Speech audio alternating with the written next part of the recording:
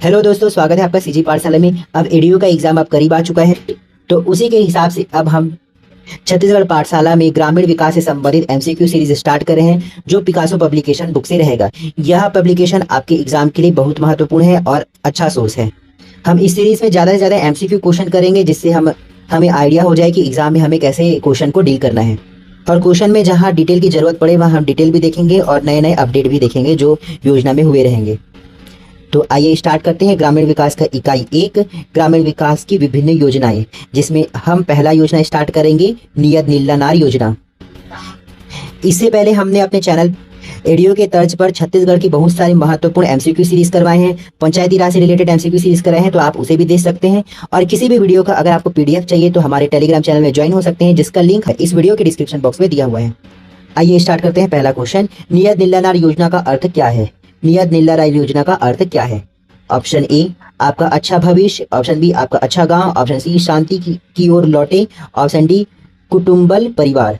तो हमारा answer option B हो जाएगा, आपका अच्छा गांव। नियत नीलानार योजना का अर्थ होता है आपका अच्छा गांव, यूर गुड विलेज।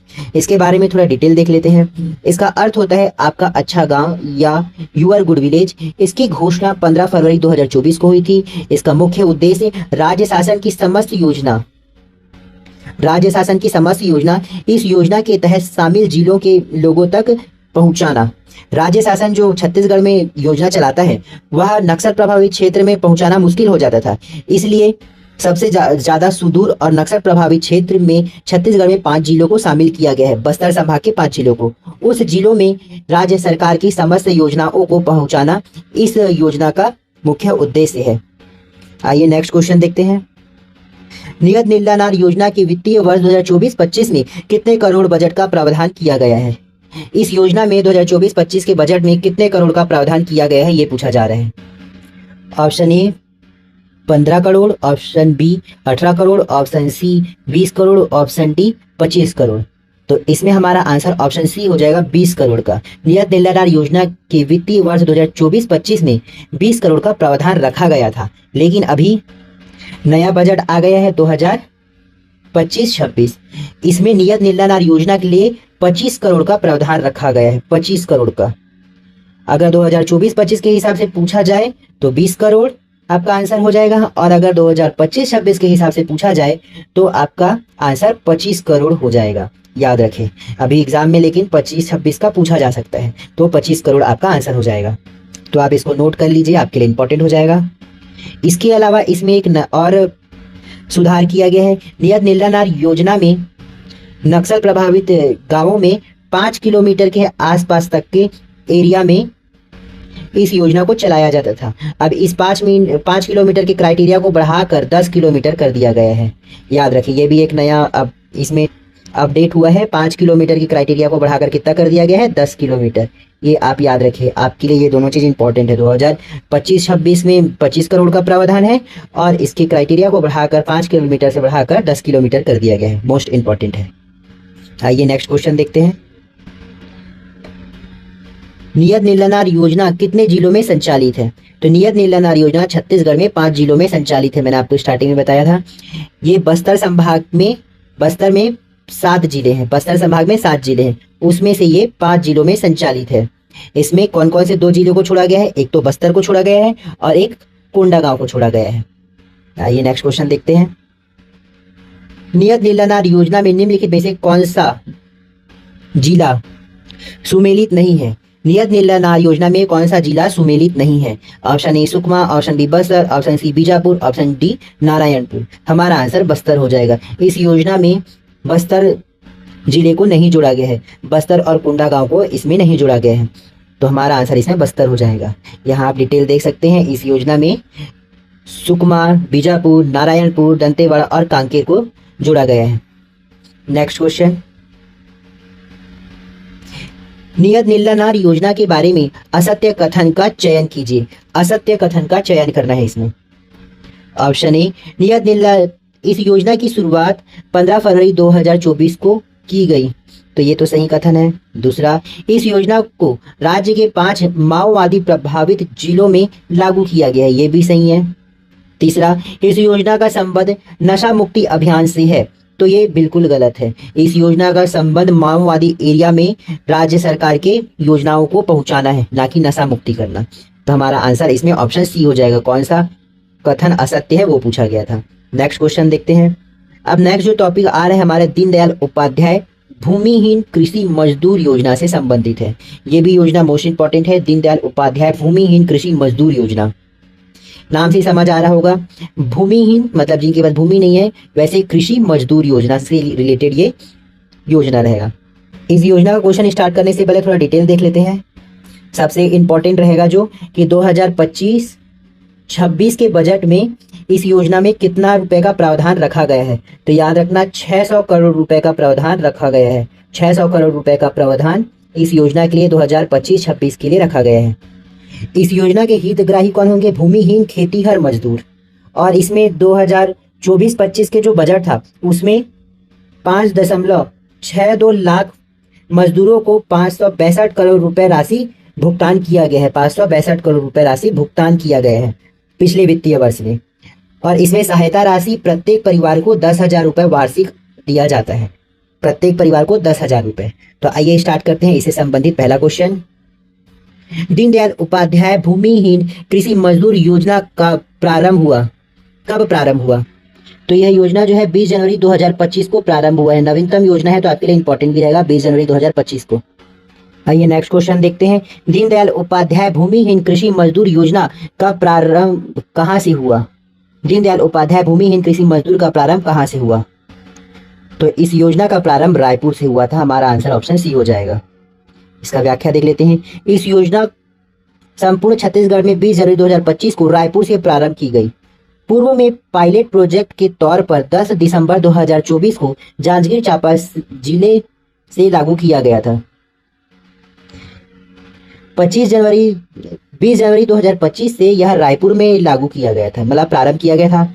और 10 दिसंबर 2024 से जिसे पायलट प्रोजेक्ट के रूप में जांजगीर चांपा से इसे लागू किया गया था।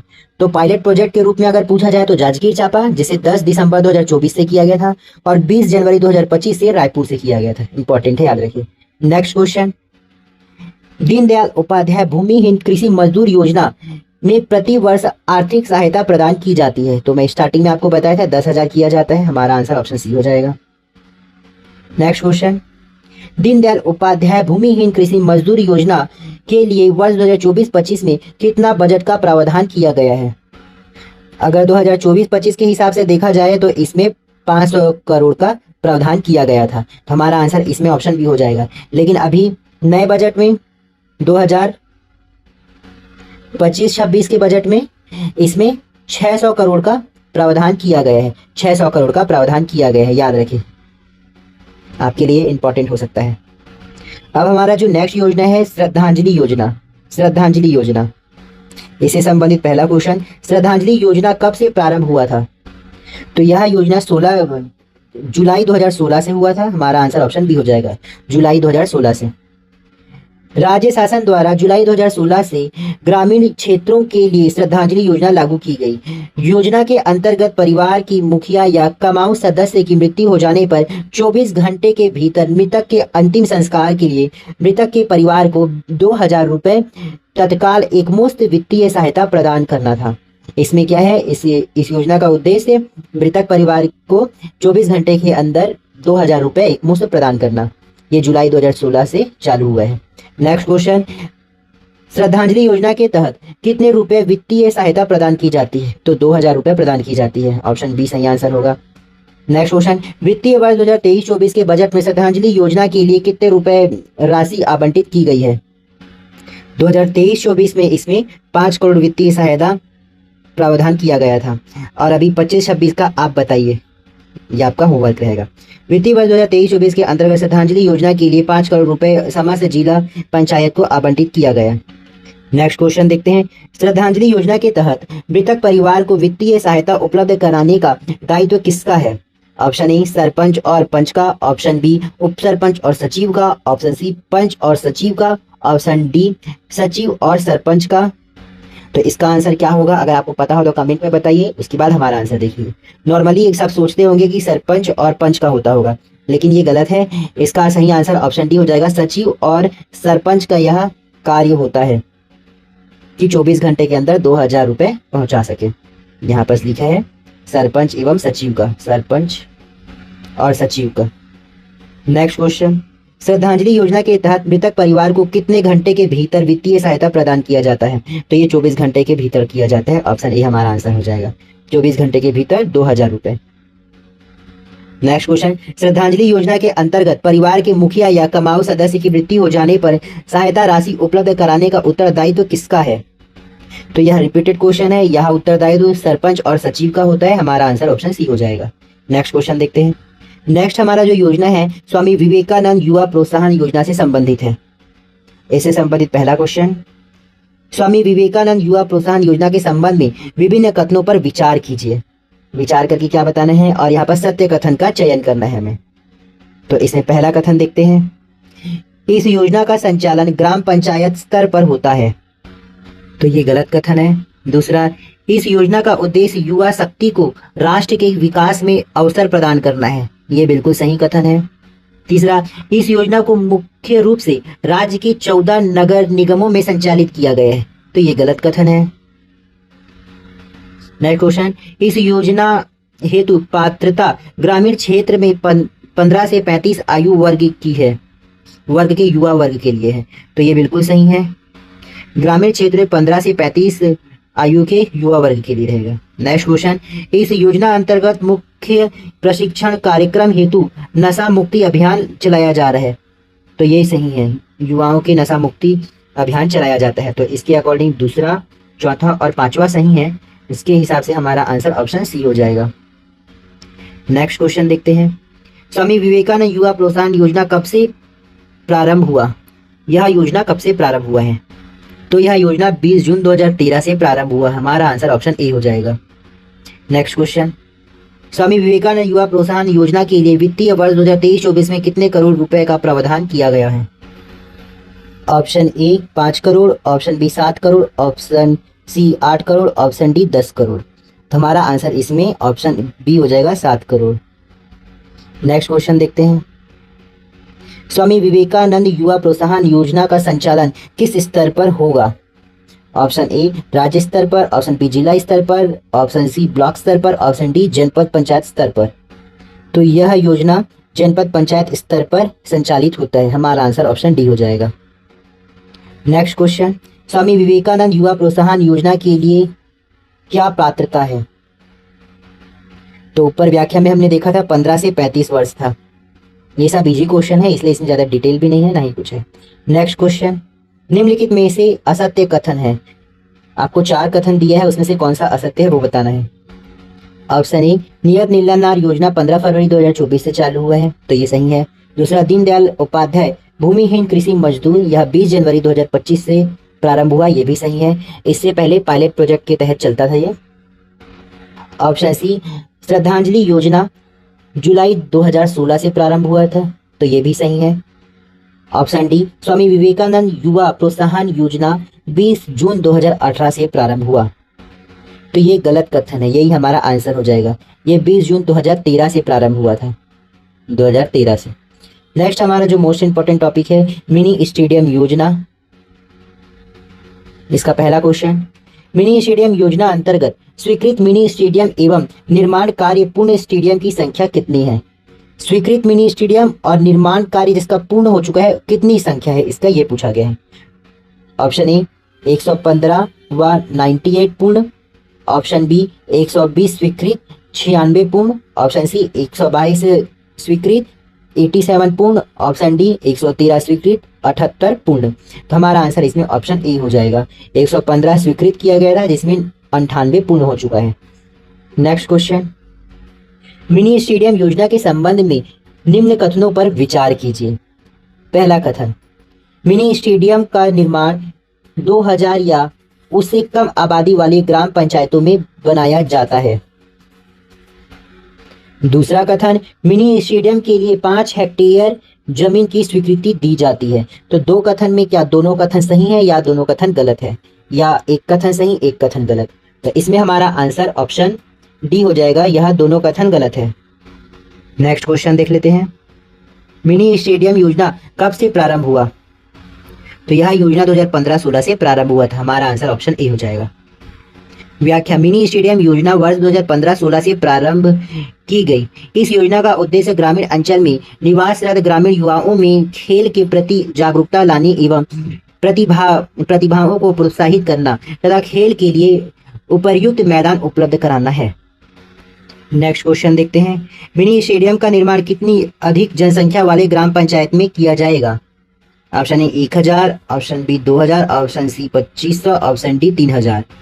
तो ऊपर कथन में 1000 दिया था इसलिए वो गलत हो गया था, इसलिए 1000 तो नहीं होगा। इसका आंसर हो जाएगा ऑप्शन डी 3000। मिनी स्टेडियम का निर्माण 3000 से अधिक जनसंख्या वाले ग्राम पंचायत में किया जाना है। मिनी स्टेडियम का निर्माण 3000 या उससे अधिक आबादी वाले ग्रामों में जहां 3 से 5 एकड़ जमीन उपलब्ध है वहां स्वीकृत किए जा रहे हैं। 3 से 5 एकड़ जहां उपलब्ध है वहां पे। नेक्स्ट क्वेश्चन, नवंबर 2022 तक कुल कितने मिनी स्टेडियम का निर्माण कार्य पूर्ण हो चुका है? तो नवंबर 2022 तक 98 मिनी स्टेडियम निर्माण कार्य पूर्ण हो चुका है। स्वीकृति 115 का था। स्वीकृति 115, निर्माण पूर्ण 98, कुल लागत 58,926 करोड़ रुपए। नेक्स्ट, मिनी स्टेडियम योजना के लिए ग्राम पंचायत स्तर पर कितने एकड़ जमीन की स्वीकृति है? 1 से 2 एकड़, 1 से 3 एकड़, 3 से 5 एकड़, 2 से 6 एकड़। हमारा आंसर ऑप्शन सी हो जाएगा, 3 से 5 एकड़ में स्वीकृति दी जाती है।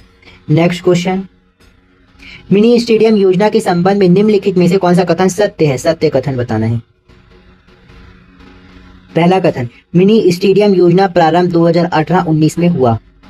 तो ये कथन बिल्कुल गलत कथन है, ये 2015-16 में प्रारंभ हुआ था। दूसरा, इसका उद्देश्य ग्रामीण युवाओं में खेल के प्रति जागरूकता लाना एवं प्रतिभागी तैयार करना है, ये बिल्कुल सही है। तीसरा, वर्तमान में स्वीकृत मिनी स्टेडियम की संख्या 150 है, तो ये गलत है। नेक्स्ट, 3000 से अधिक आबादी वाले ग्राम पंचायत में मिनी स्टेडियम का निर्माण किया जाता है, तो ये बिल्कुल सही है। तो इसके अकॉर्डिंग दूसरा और चौथा सही है, जो हमारे आंसर ऑप्शन सी को बनाता है। नेक्स्ट हमारा जो योजना है मुख्यमंत्री पंचायत सशक्तिकरण योजना, मोस्ट इंपॉर्टेंट है मुख्यमंत्री पंचायत सशक्तिकरण योजना। पहला क्वेश्चन, मुख्यमंत्री पंचायत सशक्तिकरण योजना कब से प्रारंभ हुआ था? ऑप्शन ए 2015 से 16, ऑप्शन बी 2016 से 17, ऑप्शन सी 2017 से 18, ऑप्शन डी 2014 से 15। हमारा आंसर इसमें ऑप्शन ए हो जाएगा, 2015 से 16 में यह प्रारंभ हुआ था और इसी टाइम मिनी स्टेडियम योजना भी प्रारंभ हुआ था। प्रारंभ 2015 से 16। इस योजना में त्रिस्तरीय पंचायती राज संस्थाओं के निर्वाचित जनप्रतिनिधियों को प्रशिक्षण देने हेतु जिला, जनपद एवं ग्राम पंचायत स्तर पर प्रशिक्षण दिया जाएगा। आइए नेक्स्ट क्वेश्चन देखते हैं। मुख्यमंत्री पंचायत सशक्तिकरण योजना का उद्देश्य क्या है? मुख्यमंत्री पंचायत सशक्तिकरण योजना का उद्देश्य क्या है?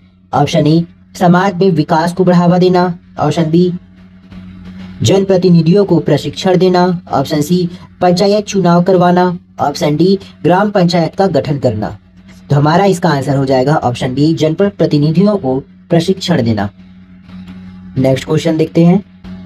मुख्यमंत्री पंचायत सशक्तिकरण योजना 2023-24 वित्तीय वर्ष में कितने करोड़ बजट का प्रावधान किया गया है? Option A 10 crore, option B 15 crore, option C 8 crore, option D 20 crore. हमारा आंसर हो जाएगा ऑप्शन बी 15 करोड़। नेक्स्ट हमारा जो योजना है त्रिस्तरीय पंचायत पदाधिकारियों का मानदेय, त्रिस्तरीय पंचायत पदाधिकारियों का मानदेय से संबंधित क्वेश्चन है।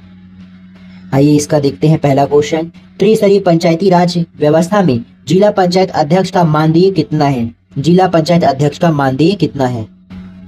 Option A 25,000, option B 30,000, option C 15,000, option D 20,000। हमारा आंसर ऑप्शन ए 25,000 हो जाएगा। ये सारे के सारे टॉपिक का डिटेल मैंने पंचायती राज व्यवस्था के एमसीक्यू क्वेश्चन में करा दिया है, तो आप उसे भी देख सकते हैं।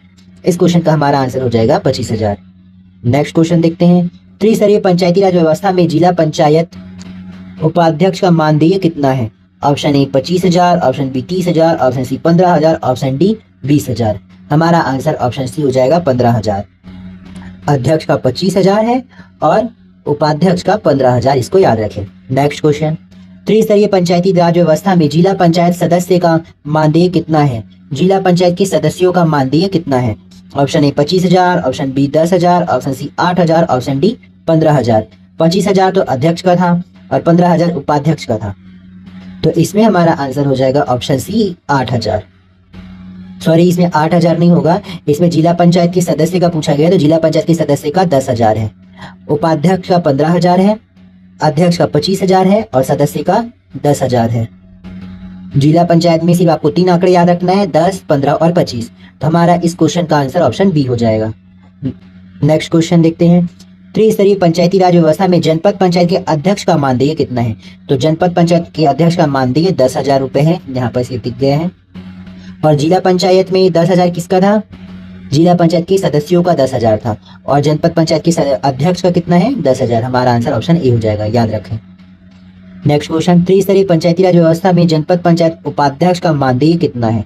तो जनपद पंचायत उपाध्यक्ष का मानदेय 6,000 है। हमारा आंसर ऑप्शन बी हो जाएगा। नेक्स्ट क्वेश्चन, जनपद पंचायत सदस्य का मानदेय कितना है? Option A 4,000, option B 6,000, option C 5,000, option D 8,000। हमारा आंसर इसमें ऑप्शन सी हो जाएगा 5,000।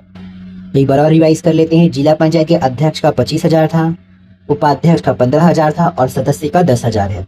तो वहीं जनपद पंचायत के अध्यक्ष का 10,000 है, उपाध्यक्ष का 6,000 है और सदस्य का 5,000 है।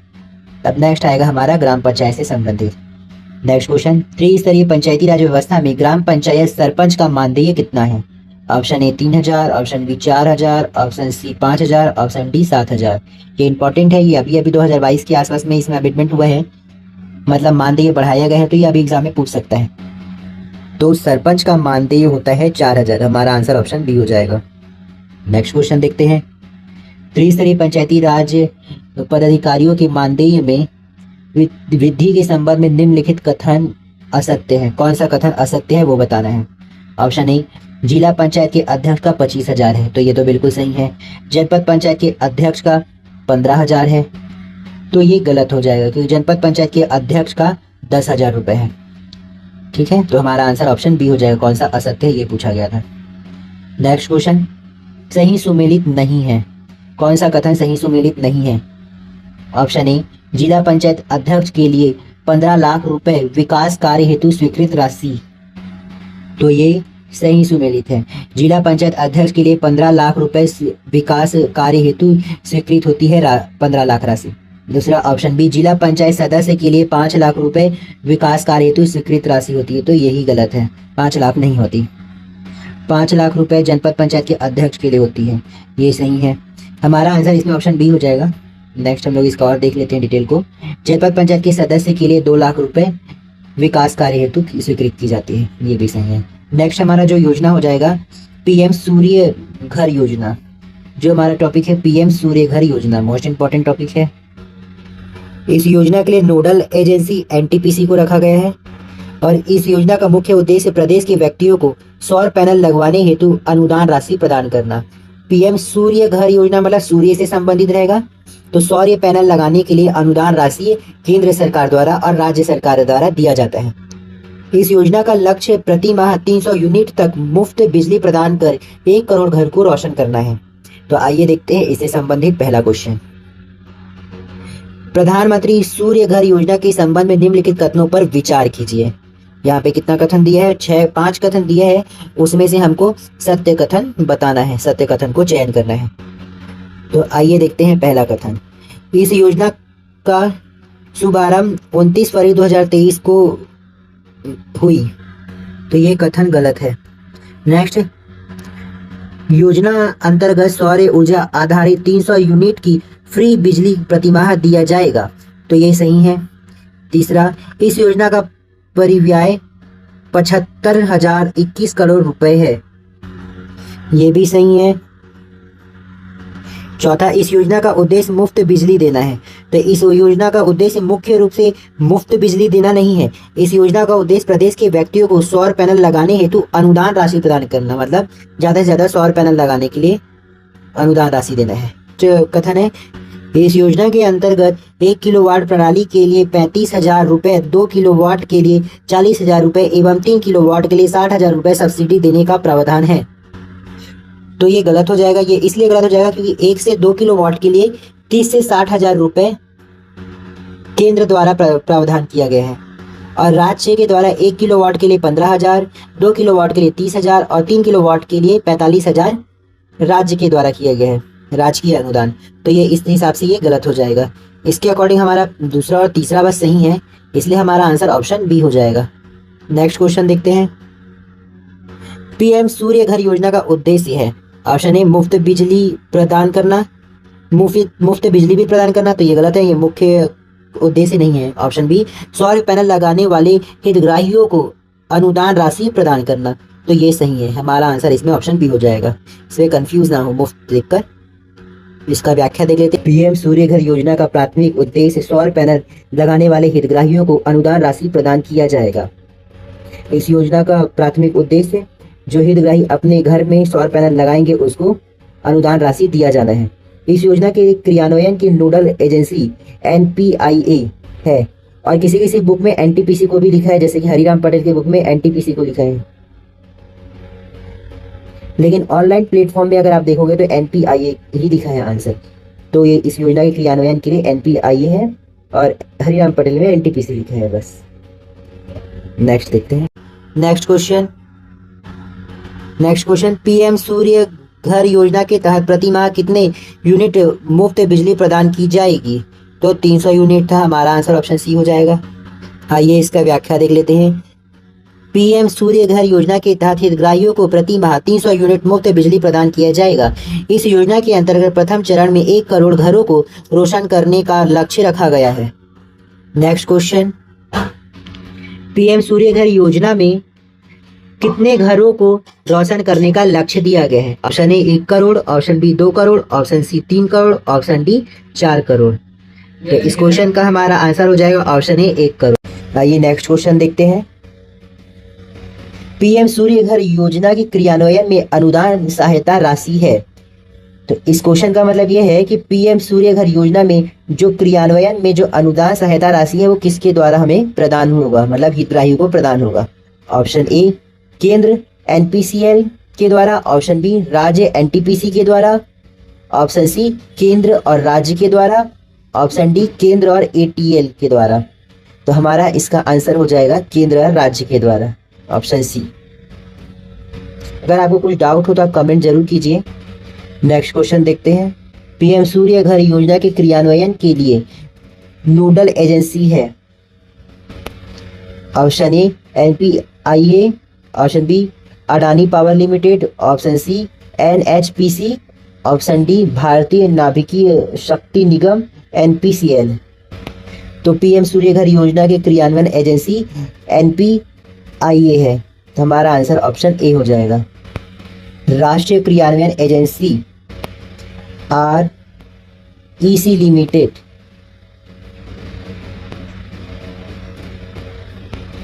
के तहत राष्ट्रीय और राज्य दोनों स्तरों पर क्रियान्वयन की देखरेख के लिए एजेंसी NPIA के रूप में नामित किया गया है, इसे याद रखिए। नेक्स्ट हमारा जो योजना है अटल समरसता भवन योजना है, तो इसको नेक्स्ट वीडियो में देखेंगे। वीडियो अच्छी लगी हो तो लाइक करें, कमेंट करें और सब्सक्राइब करें। Thank you.